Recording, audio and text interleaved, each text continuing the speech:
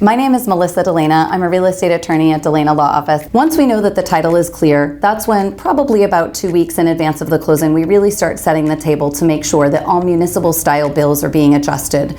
These are items that the seller may owe to the buyer or the buyer may owe to the seller. So for example, if the real estate taxes have already been paid by the seller, the buyer will have to credit that information. Then in that case, the buyer will have to credit back for the real estate tax adjustment.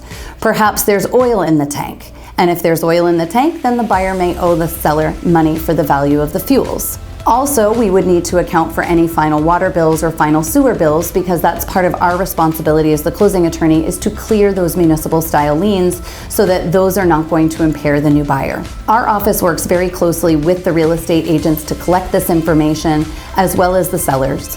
We will make sure that it's all organized on a final closing disclosure, which our office is responsible to send back to the lender so that the lender can issue you a final closing disclosure. A final closing disclosure is going to have a lot of information on it. It will identify your loan amount, your interest rate, your monthly mortgage payments. It will talk to you about what you're responsible to cover as far as your closing costs. Now, closing costs can be a whole host of various items. It will be bank-related charges for things like conducting the appraisal or the lender fees. You will also see attorney's charges on there. You will see title insurance. You will see breakdowns with respect to escrows to establish the taxes and insurance, as well as prepaid homeowners insurance, which is always required up front for 1 year. This closing disclosure is something that the bank has to send to you by federal law a minimum of 3 business days in advance of the closing, and you have to acknowledge. Then we will be preparing for what's known as a clear to close.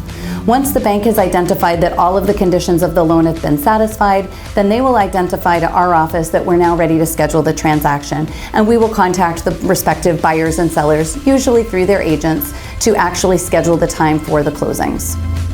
On the prescribed closing date per the purchase and sales agreement, which can be very fluid, you would expect as a first-time home buyer to show up to the table. Now, right now we're still closing separately without sellers, but realtors are welcome to attend.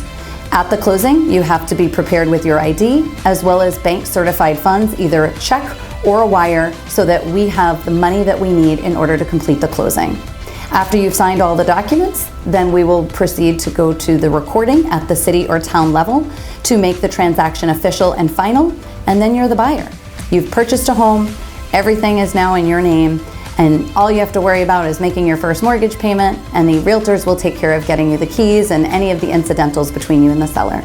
The general timeline that you can expect for a closing to take place is going to be an average of 30 to 45 days. However, that will really depend on what type of loan program you're working with and which lender you're working with.